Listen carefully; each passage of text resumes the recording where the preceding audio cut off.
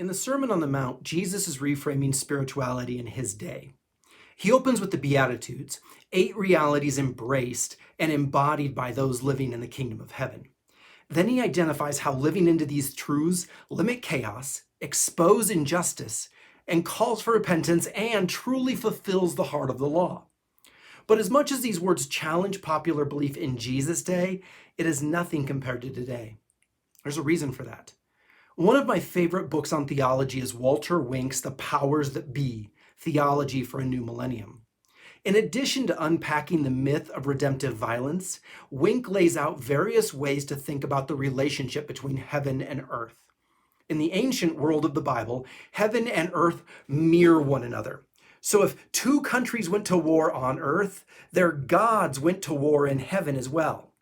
In this sense, Jesus' call to embody the Beatitudes on earth meant to mimic how things worked in heaven.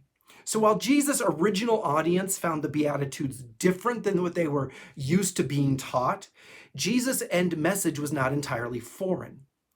The people in that day, with some divine guidance, ultimately figured it out. As a result, the church grew rapidly during the first few centuries despite legitimate persecution. However, if you grew up in American Christianity, what Jesus taught sounds completely foreign. That is because the Western church generally taught us to read the Bible in a different way. You see, as Christianity moved west, the church increasingly embraced a more Greek framework for thinking about heaven and earth.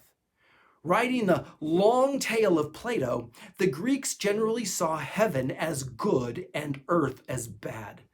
This perspective dominated Western thought for most of the next 1700 years.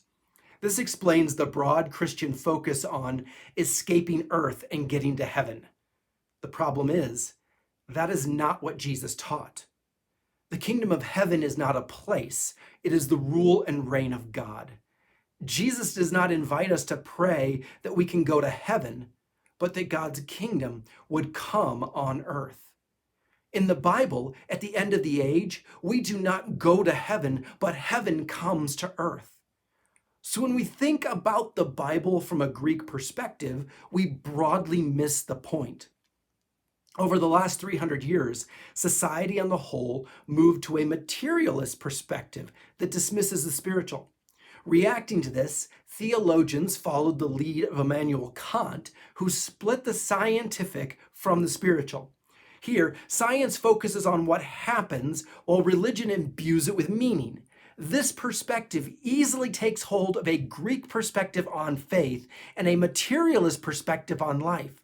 No wonder when Jesus engages in reframing spirituality, when he brings heaven to earth, it sounds so foreign. This means, for you and I, Jesus engages in a double dose of reframing spirituality. At one level, he invites us to think about the law differently. At another, he challenges our conceptions of heaven and earth. This is why at Abundance Reconstructed, I argue for what Wink calls an integral perspective. To use Wink's word, this integral worldview affirms spirit at the core of every created thing. But this inner spiritual reality is inextricably related to an outer form or physical manifestation. The broad idea is that rather than thinking of heaven as a far-off place, knowing we can see heaven all around us, the thing that makes heaven distinct from earth is the guiding spirit. That is why we talk about living by soul in a spirit of love. If you study other religions, the integral perspective is used by Native Americans as they talk about Sky Father and Earth Mother. It is also at the heart of the Chinese yin and yang. For science lovers or Marvel movie fans, think of the Mobius strip. Each of these models is an example of an integral perspective. As Jesus moves forward in the Sermon on the Mount, he offers a spiritual reframing for his day. As we look at his words to people 2 millennia ago, I will do my best to give us the double dose of spiritual reframing we need in our day.